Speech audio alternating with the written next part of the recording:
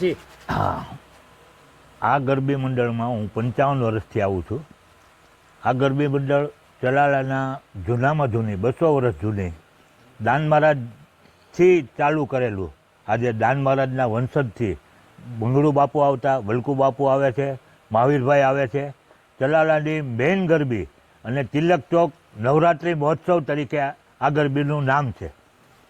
આ ગરબીની અંદર બેઠી ગરબી છે, એટલે કે અર્વાચીન ને પ્રાચીન ગરબાઓ ગવાય છે અને બધા ખેલૈયા બધા રમે છે અને બહુ જ આનંદપૂર્વક ચલાલાના દરેક સામાજિક આગેવાનો, રાજકીય આગેવાનો તેમજ વેપારી મંડળ, વેપારીના ભાઈઓ અને ભક્તજનો ગુણના સાંભળવા આવે છે અને ગુણના ગાવા માટે ગાયક કલાકારો, જે તમે કોઈ પણ કલાકારને બોલાવો અને લાખો રૂપિયા આપવા પડે એની કરતાં અહીંયા એ મજા આવે છે કે આજે વિદેશની અંદરથી, કેનેડાથી સાંભળે છે, લંડનથી સાંભળે છે, જ્યાં આપો જાય છે, જે મીડિયા તરફથી જાય છે, તો એ લોકો અહીંયા એટલું બધું કહે છે કે ભાઈ તમે તિલક ચોક ગરબીમાં જાઓ કેમ નથી ગયા, આવા સવાલ કરે છે.